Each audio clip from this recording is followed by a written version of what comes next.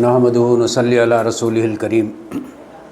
ہم سب اللہ تعالیٰ کی تعریف بیان کرتے ہیں اور درود و سلام ہوں اللہ کے آخری نبی احمد مصطفیٰ محمد مصطفیٰ صلی اللہ علیہ وسلم کی ذات گرامی پر۔ آج تلخیص قرآن کا 5ویں پاری کی تلخیص پیش کرنا ہے۔ سورہ نساء کا تسلسل جاری ہے۔ سورہ نساء کا رکوع نمبر 5، جس میں اللہ تبارک و تعالیٰ نے عورتوں کے حفاظت کے انتظام کے لیے نکاح مقرر کیا، اور یہ بات ارشاد فرمائی کہ جو لوگ آزاد عورتوں سے نکاح نہ کر سکتے ہوں وہ غلام عورتوں سے نکاح کریں، جن کو اردو میں لونڈی کہا جاتا ہے۔ اور یہ نکاح کرنے کے لیے طریقہ کار یہ بتایا گیا کہ جو کچھ اس میں خرچ آئے گا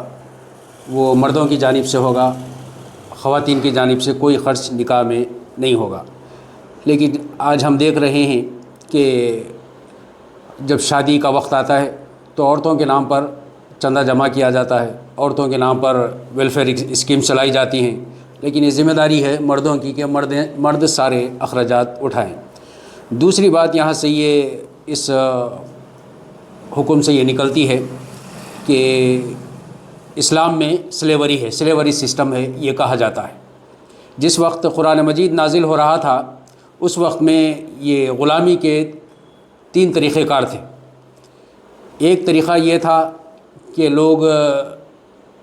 کسی پر حملہ کرتے اور وہاں پر لوگوں کو پکڑ کر کے غلام بنا لیا کرتے، کسی بستی پر حملہ کرتے، کسی قافلے پر حملہ کرتے اور حملہ کر کے لوگوں کو غلام بنا کے بیچ دیا کرتے تھے، یا پھر غلام بنا کر کے ان کو رکھ لیا کرتے تھے۔ دوسرا طریقہ کار یہ تھا کہ جو پہلے سے غلام چلے آ رہے تھے وہ نسلاً بعد نسلاً غلامی رہتے، وہ ساری نسل ان کی غلامی میں چلی، نسلاً در نسلاً جو ہے نا غلام رہتے۔ تیسرا طریقہ کار یہ تھا کہ لوگوں میں جنگیں ہوتی، قبیلوں میں جنگیں ہوتی، تو جو قبیلہ جیت جاتا وہ ہارنے والے قبیلوں کے مرد اور عورتوں کو غلام بنا لیا کرتا تھا۔ تو اب ان 3 طریقوں میں سے اسلام نے 2 طریقوں کو ابالش کر دیا، 2 طریقوں کو ختم کر دیا۔ ایک طریقہ یہ کہ لوٹ مار نہیں کی جائے گی، قافلوں کو نہیں لوٹا جائے گا اور اس میں لوگوں کو غلام نہیں بنایا جائے گا، اسلام نے یہ طریقہ کار کو ختم کر دیا۔ دوسرا یہ کہ جو نسلاً بعد نسلاً غلامی تھی اس کا بھی خاتمہ اسلام نے کر دیا۔ اب تیسرا اور آخری ایک طریقہ کار جو تھا، وہ جنگیں تو ہو رہی تھیں اور جنگوں میں جو لوگ غلام بن کر آ جایا کرتے تھے وہ غلام اور لونڈی کا رواج جاری رکھا گیا۔ تو وہ اس لیے جاری رکھا گیا کہ اگر اس کی حکمت پر بھی ہم غور کرتے ہیں تو ہمیں اس بات کا پتہ چلتا ہے کہ جنگ ہونے کے بعد جو لوگ قید ہو جائیں، جو غلام بن جائیں، تو ان کے تعلق سے 2 طریقہ کار اپنائے جا سکتے تھے یا 3 طریقہ کار اپنائے جا سکتے تھے۔ ایک تو ان کو قتل کر دیا جاتا، یا دوسرا طریقہ کار ان کو غلام بنا کر کے رکھا جاتا، تیسرا طریقہ کار کوئی ایک جیل خانہ بنایا جاتا اور اس میں ان کو ڈال دیا جاتا۔ تو اسلام نے ان 3 طریقہ کار میں سے جب جنگ ختم ہو جائے تو اس کے بعد قتل کا سلسلہ جاری نہیں رکھا، بلکہ غلاموں کو اپنے قبضے میں لے کر کے ان کا طریقہ کار یہ رکھا کہ وہ سوسائٹی میں، معاشرے میں، مجاہدین کے درمیان میں ان کو بانٹ دیا جائے، اور اس طریقے سے ان غلاموں کی بھلائی کا جو بہترین طریقہ کار ہو سکتا تھا اس طریقہ کار کو اسلام میں اپنایا گیا۔ چنانچہ اللہ تبارک و تعالیٰ نے اسلام میں یہ ایک طریقہ کار جاری رکھا، اگرچہ کہ آئندہ اور آیات میں آپ کو یہ باتیں ملیں گی کہ کس طرح سے اس طریقے سے بھی جو غلام تھے ان کا بھی خاتمہ ہو گیا۔ اللہ تعالیٰ نے اس رکوع میں ایک اور اہم ترین بات یہ ارشاد فرمائی کہ ایک دوسرے کے مال باطل طریقے سے مت کھاؤ۔ یہ مہر کا طریقہ کار اللہ تعالیٰ نے جاری رکھا اور خواتین کے لیے یہ بات رکھی کہ جو ہے نا ان پر کوئی مالی ذمہ داری، مالی بوجھ نہیں ہوگا۔ اور آج یہ سسٹم ہے، یہ طریقہ کار رائج ہو گیا ہے سوسائٹی میں کہ مال باطل طریقے سے جوڑے گھوڑے کی رقم کے نام پر، جہیز کے نام پر اور بچی کی شادی کے نام پر مختلف طریقوں سے مال جمع کیا جاتا ہے اور باطل طریقے سے خرچ کیا جاتا ہے۔ اللہ تعالیٰ نے کہا کہ تم ایک دوسرے کا مال باطل طریقے سے مت کھاؤ۔ ایک اور اہم ترین چیز اللہ تعالیٰ نے اس رکوع میں یہ بیان کی کہ جب تک نکاح نہ ہو تو اس وقت تک ایک مرد یا ایک عورت دوسرے غیر محرم سے ملاقات نہیں کر سکتی، بات چیت نہیں کر سکتی۔ یہ فحش طریقہ کار ہے، اور آج سوسائٹی میں یہ بھی ایک رواج عام ہوتا جا رہا ہے کہ جب انگیجمنٹ ہو جاتی ہے، منگنی ہو جاتی ہے، تو اس کے بعد ایک دوسرے سے نہ صرف ملاقاتیں ہوتی ہیں، نہ صرف ڈیٹنگ ہوتی ہے، کم سے کم اتنا تو ہو رہا ہے زیادہ تر اکثر کہ وہ نمبرز کا ایکسچینج ہو رہا ہے، نمبرز کا ایکسچینج کر کے وہ بات چیت کر رہے ہیں، اور اس میں اسلام اس کی اجازت نہیں دیتا۔ جب تک کہ نکاح نہ ہو اس وقت تک ایک مرد دوسری عورت پر، غیر محرم پر حرام ہے وہ بات چیت نہ کرے، وہ ایک دوسرے سے میٹنگز نہ کرے، اور دوسرے طریقہ کار کو نہ اپنائے۔ ایک بہترین جو طریقہ کار ہو سکتا ہے نکاح کا، جب تک نکاح نہ ہو جائے وہ ایک دوسرے سے ملاقاتیں نہ کریں۔ اور اللہ تعالیٰ نے اس کے بعد یہ بات ارشاد فرمائی کہ تم اگر بڑے بڑے گناہوں سے پرہیز کرو گے تو اللہ تبارک و تعالیٰ تمہارے چھوٹے گناہوں کو معاف کر دے گا۔ رکوع نمبر 6 میں اللہ تعالیٰ نے یہ بات ارشاد فرمائی کہ مردوں کو اللہ تعالیٰ نے عورتوں پر خوام بنایا ہے۔ عورتوں پر خوام کا مطلب حکمران نہیں، خوام کا مطلب یہ ہے کہ نظام کو، کسی سسٹم کو چلانے کے لیے، کسی نظام کو چلانے کے لیے کسی شخص کی شخصیت کی ضرورت ہوتی ہے، تو اللہ تبارک و تعالیٰ نے مردوں کو اس حیثیت سے قوام بنایا کہ گھر کا ایک ادارہ چلانے کے لیے ایک شخصیت کی ضرورت تھی، تو اللہ تعالیٰ نے کہا کہ مردوں کو عورتوں پر قوام بنایا، اور اللہ تعالیٰ نے ریزن بھی بیان کیا، وجہ بھی بیان کی۔ وہ اس وجہ سے بیان کیا کہ ایک پر دوسرے کو اللہ تعالیٰ نے فضیلت عطا کی، اس فضیلت کی بنیاد پر قوام بنایا، اور دوسری وجہ یہ ہے کہ اللہ تبارک و تعالیٰ نے اس لیے قوام بنایا مردوں کو کہ مرد اپنے مال خرچ کرتے ہیں، اس بنیاد پر مردوں کو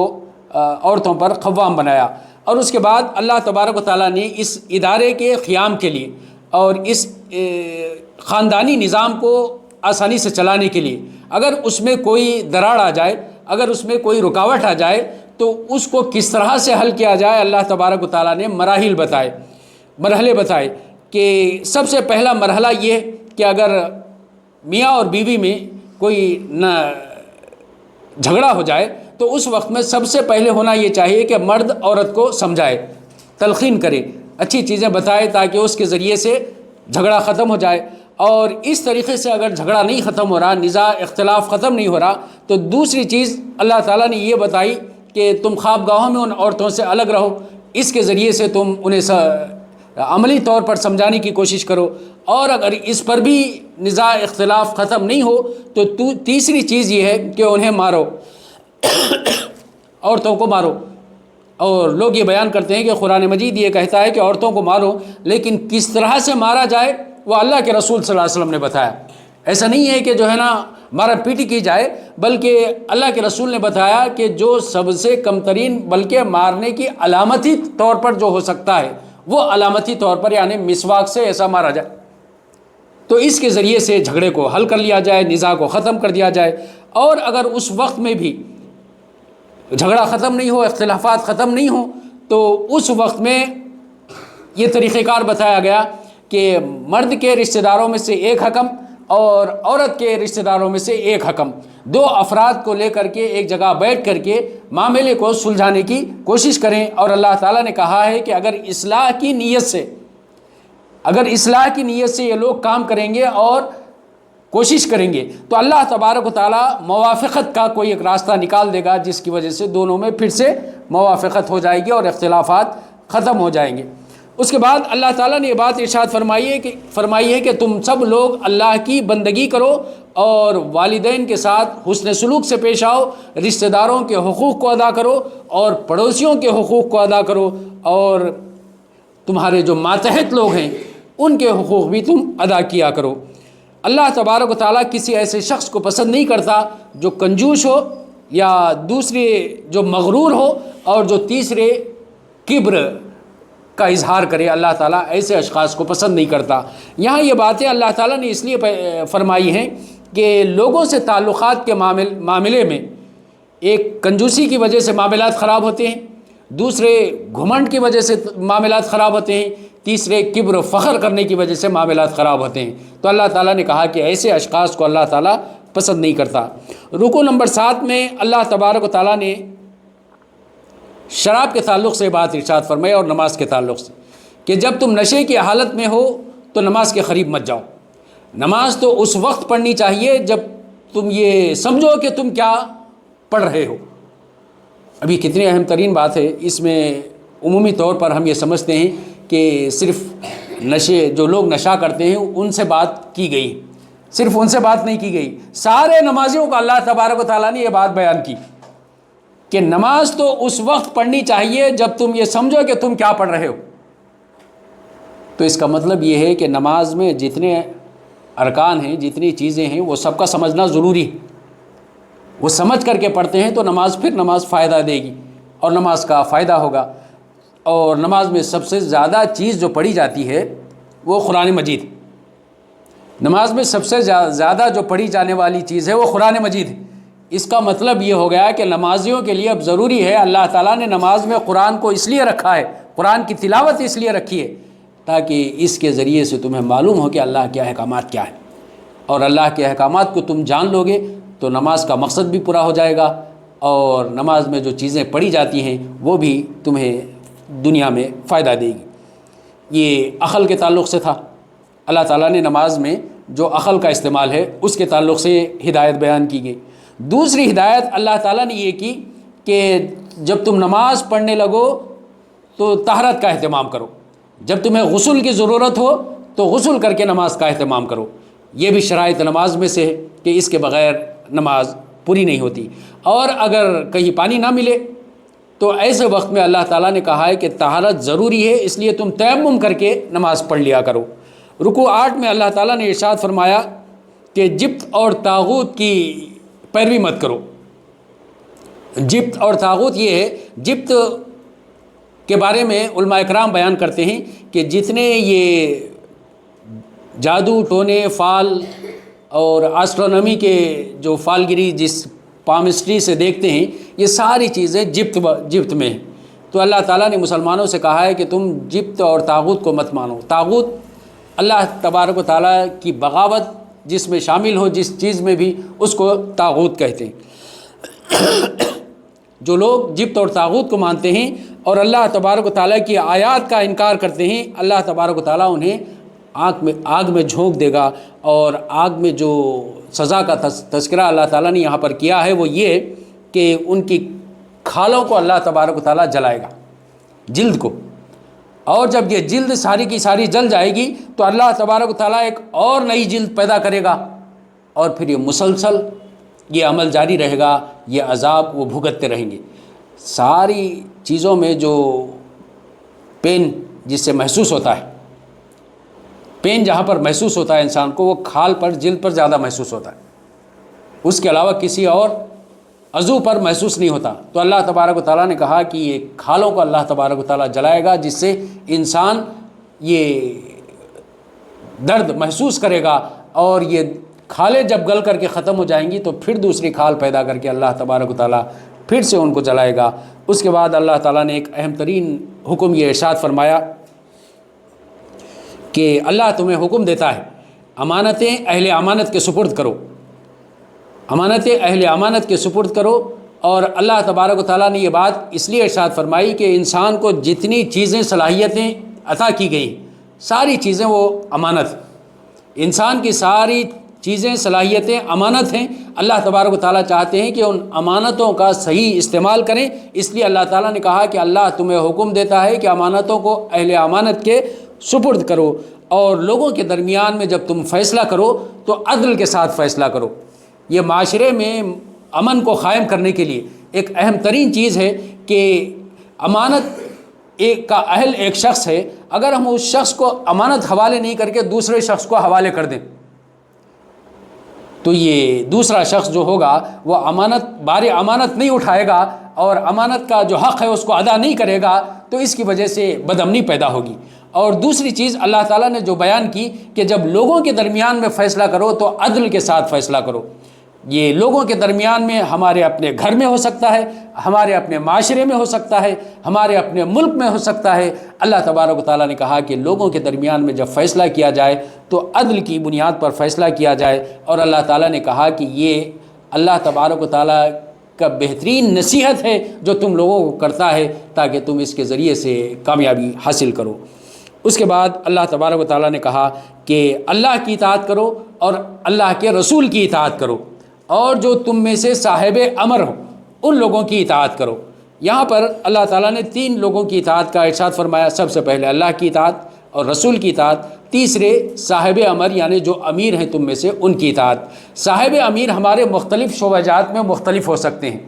ہم جہاں پر اسکول میں جاتے ہیں وہاں صاحب امر الگ ہے، کالج میں جاتے ہیں وہاں صاحب امر الگ ہے، ہمارے گھر میں جو ہم زندگی گزارتے ہیں وہاں پر ہمارے صاحب امر الگ ہیں، اور ہم اگر بازار میں چلے جائیں وہاں پر ہمارے صاحب امر الگ ہیں، ہم مسجد میں چلے جائیں وہاں پر ہمارے صاحب امر الگ ہیں، اور ہمارے مختلف مقامات پہ مختلف صاحب امر ہو سکتے ہیں۔ لیکن جو 2 اطاعت ہے، ایک اللہ کی اور ایک رسول کی، ہر جگہ یہ اطاعت لازمی ہے، شرط ہے، اور اس میں کوئی کنڈیشن نہیں رکھ سکتے ہم کہ ہم کہیں کسی خطے میں ہوں اور کہیں کسی وقت میں ہوں تو وہاں پر اللہ کی اطاعت کریں گے اور دوسرے وقت میں نہیں کریں گے، یا کسی جگہ پہ اللہ کی اطاعت کریں گے دوسری جگہ میں نہیں کریں گے، ایسا نہیں ہے۔ اسی لیے اللہ تبارک و تعالیٰ نے کہا ہے کہ جب اختلاف کی نوبت آئے، جب نزاع ہو، جھگڑا ہو جائے، تو اس وقت میں اللہ تعالیٰ نے کہا کہ تم اس جھگڑے کو، اس اختلاف کو اللہ اور رسول کی طرف پلٹا دو۔ اب یہاں پر صاحب امر نہیں، صاحب امر کی طرف نہیں پلٹایا جائے گا۔ اختلاف اگر ہو جائے تو اس وقت میں یہ ساری چیزیں ہم اختلاف کو حل کرنے کے لیے فیصلہ جو کیا جائے گا وہ اللہ کی کتاب کے مطابق اور اللہ کے رسول کی ہدایت کے مطابق کیا جائے گا۔ اس سے ہمیں اس بات کا پتہ چلتا ہے کہ یہ امیر جو ہیں یہ فیصلہ کرنے والے نہیں ہوتے۔ فیصلہ اسی وقت عمرہ کا مانا جائے گا جب کہ وہ اللہ اور رسول کی ہدایت کے مطابق وہ فیصلہ کریں گے۔ رکوع 9 میں اللہ تبارک و تعالیٰ نے کہا ہے کہ تم لوگ جو ایمان کا دعویٰ کرتے ہو اور طاغوت سے انکار کرنے کا دعویٰ کرتے ہو تو پھر تم اپنے مقدمات طاغوت کی عدالت میں لے کر کے مت جاؤ۔ تم اپنے معاملات کا فیصلہ کرانے کے لیے طاغوت کی عدالت میں مت جاؤ، اور تمہیں چاہیے کہ اگر تم مومن ہو تو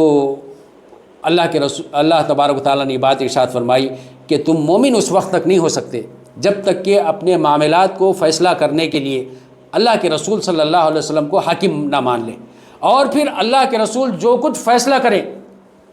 اس پر دل تنگ نہ ہو اور اس کو سر بسر تسلیم کر لیں، مان لیں اس فیصلے کو جو اللہ کے رسول نے کیا ہے۔ تو یہاں پر آج ہمارے جو معاملات عدالتوں میں جا رہے ہیں اس طرف اللہ تبارک و تعالیٰ نے ہدایت فرمائی ہے کہ سب سے پہلے ہونا یہ چاہیے کہ ہم اللہ کی کتاب اور اللہ کے رسول کے مطابق ہم اپنے معاملات کا فیصلہ کر لیں، تو یہ عدالتوں کے چکر کاٹنے کی نوبت ہی نہیں آئے گی، اور آسانی کے ساتھ ہمارے معاملات اور ہمارے مقدمات اور ہمارے فیصلے ہو جایا کریں گے۔ جو لوگ اللہ اور رسول کی اطاعت کرتے ہیں اللہ تبارک و تعالیٰ نے انہیں بشارت دی ہے کہ یہ لوگ انعام یافتہ لوگوں میں ہوں گے، یہ لوگ انعام یافتہ لوگوں میں ہوں گے، یعنی انبیاء، صدیقین، شہداء اور صالحین۔ ہم روزانہ بار بار اللہ تبارک و تعالیٰ سے دعا کرتے ہیں، اللہ تبارک و تعالیٰ سے دعا کرتے ہیں کہ ہمیں ان لوگوں کا راستہ دکھا جن پر تو نے انعام فرمایا۔ اللہ تبارک و تعالیٰ نے اب یہاں پر انعام جن پر فرمایا ان کا تذکرہ کر دیا۔ ان میں سب سے پہلے ہیں انبیاء، دوسرے ہیں صدیقین، تیسرے ہیں شہداء اور چوتھے ہیں صالحین۔ کیسے اچھے رفیق ہیں جو یہ دعا کرنے پر جن کو ملتے ہیں اللہ تبارک و تعالیٰ نے عطا کیا ہے۔ تو اس سے بھی ہمیں اس بات کا پتہ چلتا ہے کہ ہم جو اللہ تبارک و تعالیٰ سے ہدایت کا راستہ طلب کرتے ہیں، اللہ تبارک و تعالیٰ نے ہدایت یافتہ لوگوں کا راستہ بھی بتایا اور انعام یافتہ لوگوں کا بھی راستہ بتایا، اور ان لوگوں کی اگر ہم محفل میں، ان لوگوں کی صحبت میں ہم اپنی زندگی گزارتے ہیں اور ان لوگوں کے جیسے کام کرنے لگتے ہیں تو پھر گویا کہ ہماری دعا اللہ تبارک و تعالیٰ نے قبول کر لی، جو ہم بار بار اللہ تبارک و تعالیٰ سے دعا کرتے ہیں۔ رکوع 10 میں اللہ تبارک و تعالیٰ نے یہ بات ارشاد فرمائی ہے، کیا وجہ ہے کہ تم لوگ ان بے بس لوگوں کی خاطر جدوجہد نہیں کرتے، جہاد نہیں کرتے، جو ایسے گھر گئے ہیں اور جو اپنے لیے لڑ نہیں سکتے، عورتیں ہیں اور ضعیف لوگ ہیں، ان کی خاطر تم کیوں جد و جہد نہیں کرتے اور جہاد نہیں کرتے؟ اللہ تبارک و تعالیٰ نے کہا ہے کہ جو لوگ ان لوگوں کی خاطر نہیں لڑتے، اللہ تعالیٰ نے کہا ہے کہ وہ ایسے افراد ہیں جو ظالم ہیں، ظلم کرنے والے ہیں۔ تو محترم نوجوانوں، یہ اللہ تعالیٰ نے جو بات ارشاد فرمائی کہ کہیں پر لوگ بے بس ہیں، کمزور ہیں، تو ان کی کمزوری اور بے بسی کے لڑنے کے لیے اللہ تبارک و تعالیٰ نے دوسرے خطے میں جو لوگ رہتے ہیں، امن کے ساتھ زندگی گزار رہے ہیں، ان لوگوں کی یہ ذمہ داری رکھی ہے کہ ان کی خاطر جنگ کریں، جد و جہد کریں۔ اور آج ہم دیکھ رہے ہیں کہ 3 سال سے فلسطین میں لوگ بے بس ہیں اور فریاد کر رہے ہیں۔ اللہ تعالیٰ نے یہ بات ارشاد فرمائی ہے اللہ کے رسول کے دور میں کہ جو لوگ ایسے گر گئے ہیں اور کمزور ہیں، دبا لیے گئے ہیں اور ان پر ظلم ہو رہا ہے اور وہ فریاد کر رہے ہیں کہ کوئی ہماری مدد کو کیوں نہیں آ رہا ہے، تو اللہ تعالیٰ نے کہا کہ ایسے لوگوں کے لیے لڑنا تمہاری ذمہ داری ہے، اور تم ان لوگوں کے لیے جد و جہد کریں، کوشش کریں۔ اور جہاد کی ایک ہی قسم نہیں ہے کہ صرف ان کے لیے قتال کیا جائے، بلکہ جہاد کے لیے جو مختلف طریقہ کار ہیں ان طریقوں سے جد و جہد کی جائے، کوشش کی جائے۔ اور جو ایمان والے ہیں اللہ کے راستے میں لڑتے ہیں، اور جو کفر کرنے والے ہیں وہ طاغوت کے راستے میں لڑتے ہیں، یعنی ایسے لوگوں کے لیے لڑنا ایمان کے راستے میں اللہ تبارک و تعالیٰ نے جو طریقہ کار بتایا ہے اس طریقے کو اپنانا اب ہمارے لیے ضروری ہے، اور اس طریقے کے ذریعے سے ہم ان لوگوں کے لیے جد و جہد کریں۔ رکوع 11 میں اللہ تبارک و تعالیٰ نے یہ بات ارشاد فرمائی کہ پہلے تو تم لوگ اللہ تبارک و تعالیٰ سے مطالبہ کر رہے تھے کہ اللہ تعالیٰ ہمیں قتال کا حکم کیوں نہیں دیتا، اللہ تعالیٰ ہمیں جنگ کا حکم کیوں نہیں دیتا، لیکن جب جنگ کا حکم دے دیا گیا تو تم میں سے کچھ لوگ ہیں جو لوگوں سے ڈر رہے ہیں جیسا کہ اللہ سے ڈرنا چاہیے۔ اور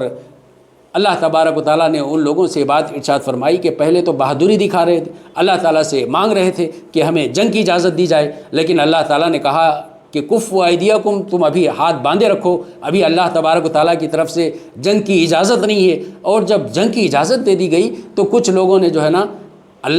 جیسے اللہ سے ڈرنا چاہیے ویسے ہی ان لوگوں سے ڈر رہے ہیں۔ اور اس کے بعد اللہ تعالیٰ نے کہا کہ کیا تم لوگ قرآن مجید میں تدبر نہیں کرتے، غور و فکر نہیں کرتے؟ یہ اللہ تبارک و تعالیٰ کے علاوہ اگر کسی اور کی جانب سے ہوتا تو تم اس میں بہت سے اختلافات پاتے، بہت سے تم اس میں ڈفرینسز پاتے۔ اور اللہ تعالیٰ نے یہ تدبر کا جو لوگوں کے لیے کہا ہے کہ تم تدبر کیوں نہیں کرتے، غور و فکر کیوں نہیں کرتے، سوال کیا ہے، تو اس سے ہمیں اس بات کا پتہ چلتا ہے کہ قرآن مجید میں تدبر کیا جائے، غور و فکر کیا جائے، لیکن غور و فکر کرنے کے بعد ایسا نہیں ہے کہ ہر آدمی اس پر فتویٰ دینے لگ جائے،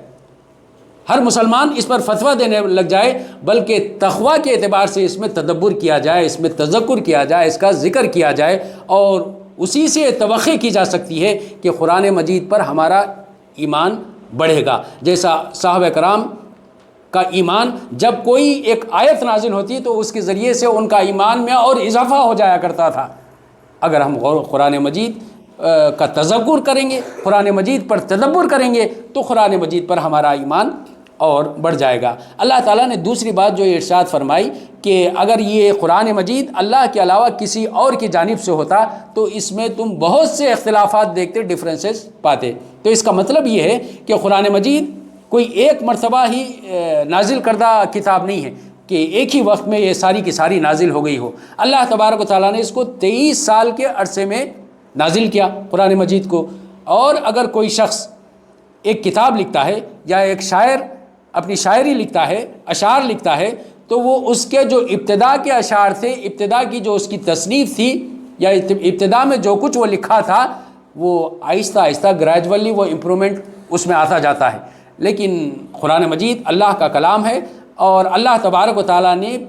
اول روز سے جیسے اس میں بہترین کلام ہونا چاہیے اسی طرح کا کلام ہے، اور آخر روز تک جب یہ نازل ہوتا رہا، یہ پورا کا پورا مکمل ہوا۔ اللہ تبارک و تعالیٰ کا کلام کی شان وہی تھی جو اول روز میں اس کی شان تھی۔ تو دوسری بات یہ ہے کہ اس میں اختلافات نہیں، کوئی شخص کوئی چیز لکھتا ہے تو دوسرے اگلے 1 مہینے بعد، 1 سال بعد کوئی چیز لکھتا ہے یا 10 سال بعد کوئی چیز لکھتا ہے، تو وہ پہلی جو چیز لکھی گئی تھی اس سے وہ میچ نہیں ہوتی، اس میں اختلافات ہو جاتے ہیں۔ تو یہ قرآن مجید ایک ایسا معجزانہ کلام ہے کہ اس میں تم کوئی اختلافات نہیں پاتے۔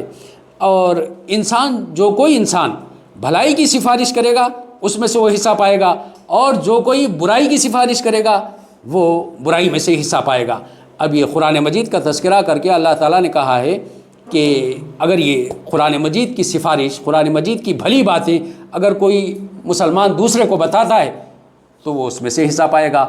اور قرآن مجید میں سے نہیں کسی اور کلام میں سے، کسی اور کتاب میں سے بتاتا ہے، قرآن مجید کے خلاف کوئی چیزیں بتاتا ہے، تو اللہ تعالیٰ نے کہا ہے کہ اس برائی میں سے وہ حصہ پائے گا۔ یعنی کسی نے بھلائی کی سفارش کی، بتا دیا، اور وہ بھلائی وہ شخص کرنے لگے، تو اللہ تبارک و تعالیٰ صرف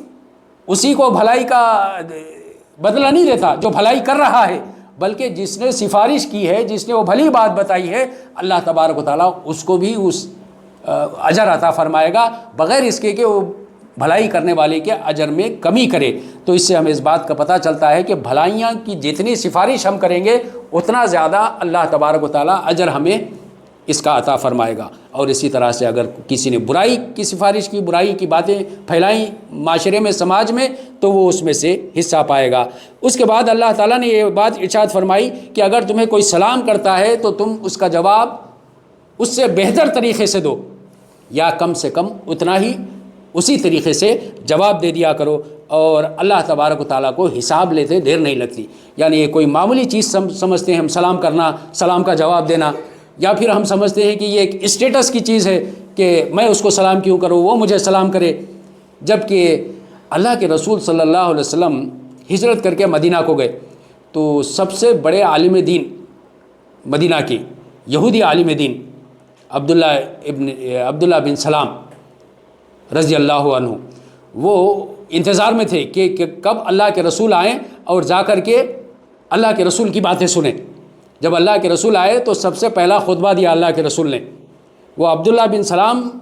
وہ حدیث کے راوی روایت کرتے ہیں، انہوں نے کہا کہ اللہ کے رسول کا سب سے پہلا کلمہ، سب سے پہلی بات، سب سے پہلی ہدایت مدینے کی یہ تھی، افشوا السلام، سلام کو پھیلاؤ۔ کتنی اہم ترین چیز ہے سلام۔ تو اس کے ذریعے سے معاشرے میں اللہ تبارک و تعالیٰ سلامتی پیدا کرتا ہے، امن پیدا کرتا ہے۔ پھر اس کے بعد رکوع 12 میں اللہ تبارک و تعالیٰ نے منافقین کی قسموں کا تذکرہ کیا کہ کون سی قسم کے منافقین معاشرے میں پائے جاتے ہیں، اور ان منافقین سے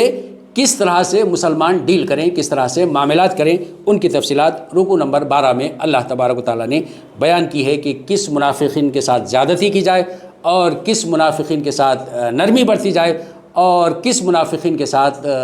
معاملات رکھے جائیں، اور کن منافقین کے ساتھ معاملات نہیں رکھے جائیں۔ یہ ساری باتیں تفصیلات رکوع 12 میں اللہ تعالیٰ نے ارشاد فرمائی۔ رکوع 13 میں اللہ تبارک و تعالیٰ نے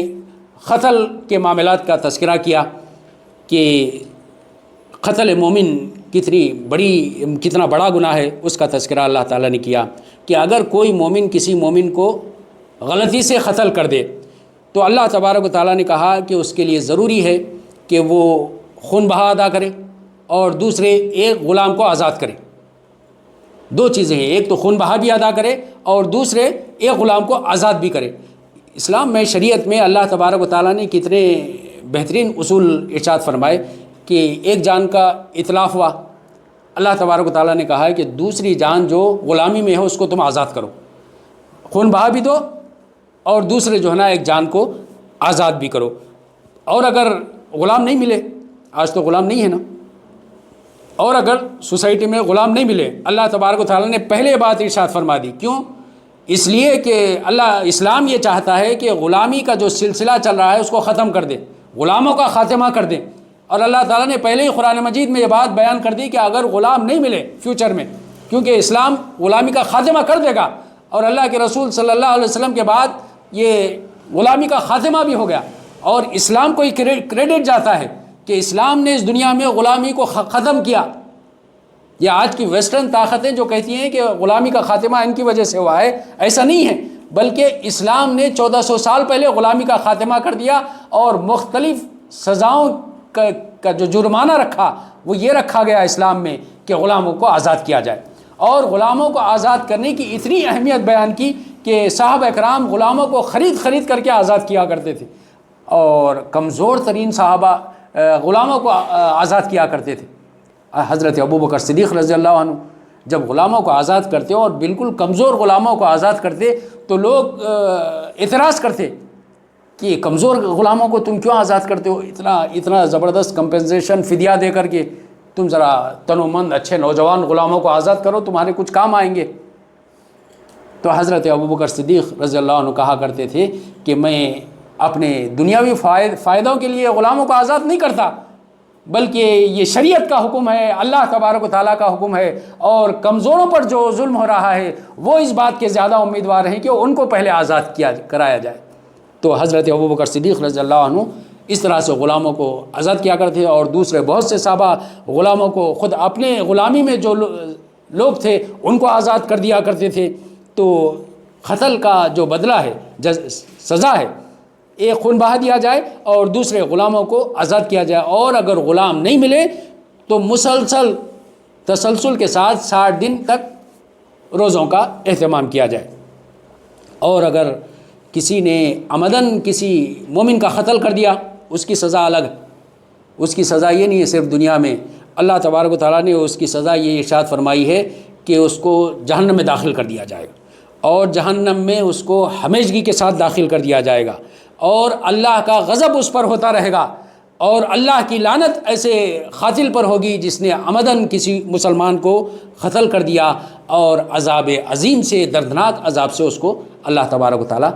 دوچار کر دے گا۔ تو یہ ساری سزائیں عمدن اگر کوئی مسلمان کو قتل کرتا ہے تو یہ سزائیں ہیں۔ آج ہم دیکھ رہے ہیں کہ مسلمانوں کا قتل ہوتا ہے، اور ہم نیوز پڑھتے ہیں، نیوزز آتی ہیں، لوگوں کو نہیں معلوم ہے کہ جو ہے نا اس کی کتنی زیادہ سزا ہے، جس کی وجہ سے لوگ یہ جرم کرتے چلے جاتے ہیں۔ آج ضرورت اس بات کی ہے کہ قرآن مجید کی جو نصیحتیں ہیں وہ لوگوں تک پہنچائی جائیں تاکہ لوگ قتل کرنے سے رکے رہیں۔ اگلی بات جو اللہ تعالیٰ نے ارشاد فرمائی اس رکوع میں کہ معذوری کے بغیر جو لوگ گھر میں بیٹھے رہتے ہیں اور جو لوگ جنگ پر جاتے ہیں اور جد و جہد کرتے ہیں، دونوں کے درجات یکساں نہیں، دونوں کے درجات ایمان کے اعتبار سے یکساں نہیں ہیں۔ جو لوگ اللہ کے راستے میں جد و جہد کرتے ہیں وہ لوگ اللہ تبارک و تعالیٰ کے پاس ان لوگوں سے جو اپنے گھروں میں بیٹھے رہے ان لوگوں سے زیادہ درجات رکھتے ہیں۔ آج تو کوئی جہاد نہیں ہے، جہاد میں جا کر کے جد و جہد کرنا نہیں ہے، تو ہم اس سے یہ سبق لے سکتے ہیں کہ آج اسلام کے راستے میں جو لوگ اپنے گھروں سے نکل کر کے جد و جہد کرتے ہیں، اپنے گھروں میں بیٹھے نہیں رہتے، سکون کے ساتھ زندگی نہیں گزارتے، بلکہ اللہ کے راستے میں جد و جہد کرنے کے لیے دوڑ دھوپ کرتے ہیں، کوشش کرتے ہیں، ان کے درجات ان لوگوں سے بڑے ہوئے ہیں جو اپنے گھروں میں بیٹھے ہوئے۔ رکوع 14 میں اللہ تبارک و تعالیٰ نے ہجرت کا تذکرہ کیا کہ تم لوگ اللہ کے راستے میں ہجرت کیوں نہیں کرتے، اور کیا اللہ تبارک و تعالیٰ کی زمین وسیع نہیں ہے؟ جو لوگ ہجرت نہیں کرتے وہ لوگ ظالم ہیں، اور جو ایک دارالاسلام بنا دیا گیا تھا اب سارے مسلمانوں پر یہ فرض کر دیا گیا کہ وہ لوگ اپنے اپنے مقامات سے نکل کر کے اس دارالہجرت میں آ کر کے اللہ کے رسول صلی اللہ علیہ وسلم کا ساتھ دیں۔ اور جو لوگ البتہ وسائل اور مواقع نہیں پاتے، جو لوگ کمزور ہیں، اپنے بلبوتے پر ہجرت نہیں کرتے، اللہ تبارک و تعالیٰ نے انہیں چھوٹ دی ہے کہ وہ اپنے مقامات پر رہ جائیں، تو انہیں اللہ تعالیٰ نے چھوٹ دی ہے۔ اور جو لوگ ہجرت کریں اللہ کے راستے میں اور راستے ہی میں موت ہو جائے تو اللہ تبارک و تعالیٰ نے کہا ہے کہ ان کا اجر اللہ کے ذمے ہے، یعنی جب ایک دارالاسلام قائم ہو جائے تو اس کے بعد ہجرت کرنا لازمی ہے۔ اور اللہ کے رسول صلی اللہ علیہ وسلم نے یہ بات ارشاد فرمائی کہ یہ تو ایک مقام سے دوسرے مقام کو ہجرت کرنا ہے، لیکن مومن کے لیے ایک اور ہجرت ہے۔ وہ ہجرت یہ ہے کہ مومن اللہ تبارک و تعالیٰ کی نافرمانی سے اللہ کے فرما برداری کی طرف ہجرت کرے۔ اصل ہجرت یہی ہے، اصل ہجرت یہ نہیں ہے کہ ایک مقام کو چھوڑ کر کے دوسرے مقام پر چلے جائیں، بلکہ اصل ہجرت یہ ہے کہ مومن اللہ تبارک و تعالیٰ کی منع کردہ چیزوں کو چھوڑ دے اور اللہ تبارک و تعالیٰ کی فرما برداری کو اختیار کر لے۔ رکوع نمبر 15 میں اللہ تبارک و تعالیٰ نے نماز قصر اور نماز خوف کا تذکرہ کیا، اس کی تفصیلات بیان کی کہ نماز قصر کس وقت میں ادا کی جائے اور نماز خوف کب ادا کی جائے۔ جنگوں کا سلسلہ چل رہا تھا، مجاہدین کئی مہینے تک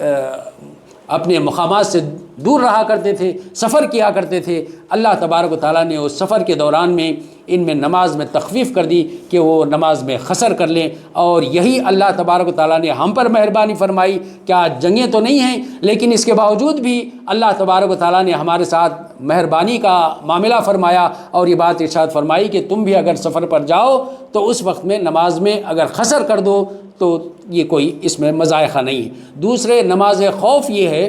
کہ اگر تمہیں اندیشہ ہو کہ دشمن تم پر حملہ آور ہوں گے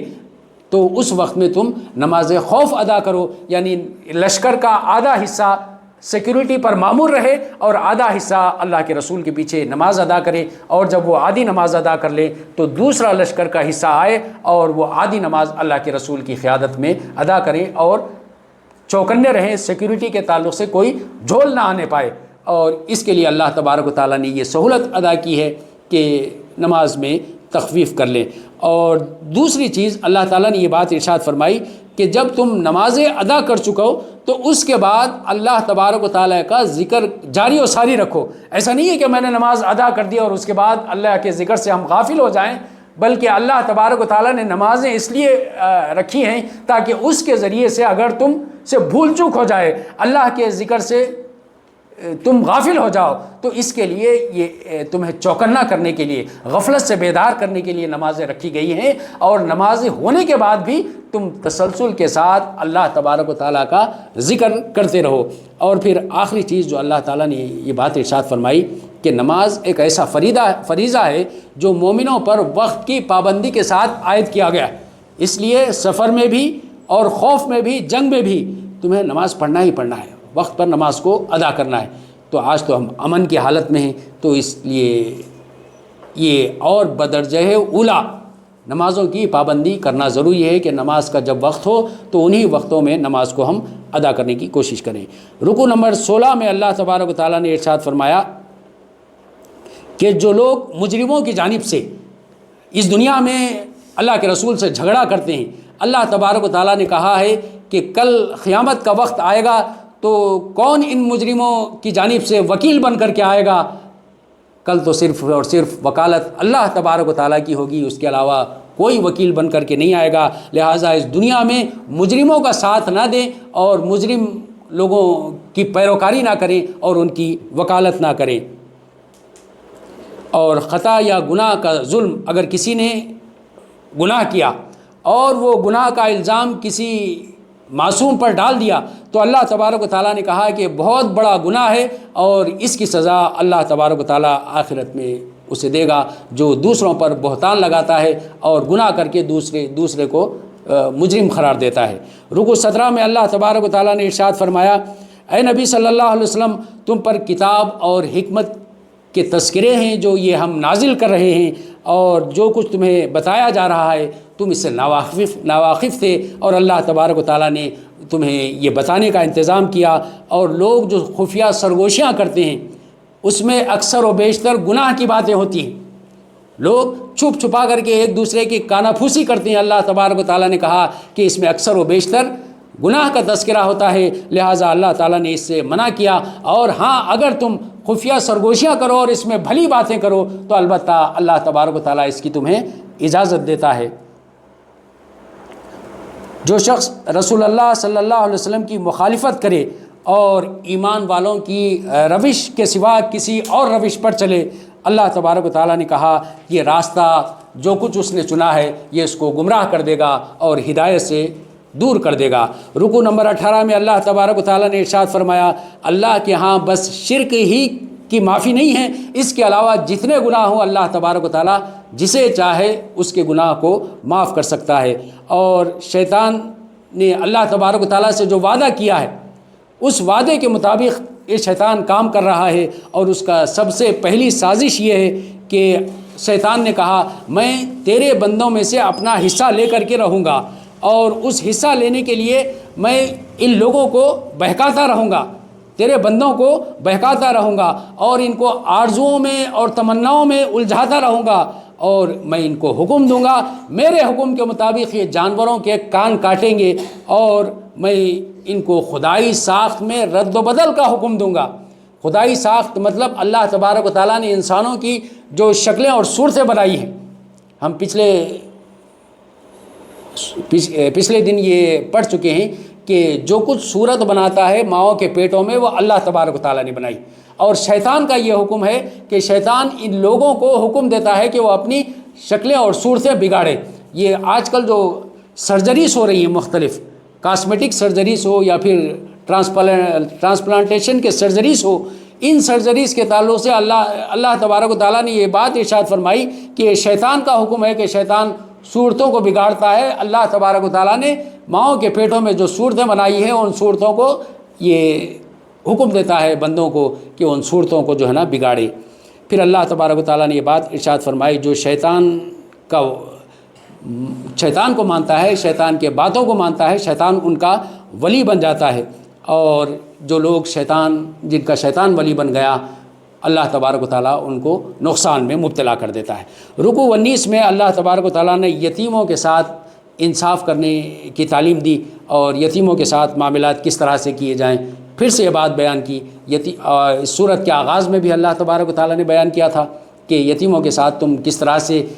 سلوک کرو اور ان کے ساتھ اپنے ساتھ ان کی رہائش رکھو، اپنی سرپرستی میں ان کی پرورش کرو. اور اللہ تعالیٰ نے کہا کہ جب عورتوں کو یہ اندیشہ ہو کہ اپنے شوہروں کی بدسلوکی یا بے رخی کا اندیشہ ہو تو وہ اس وقت میں ان جھگڑوں کو ختم کرنے کے لیے وہ اپنے کچھ حقوق کی کمی بیشی پر آمدہ ہو کر ان جھگڑوں کو ختم کر دیا کریں. اور نفس تو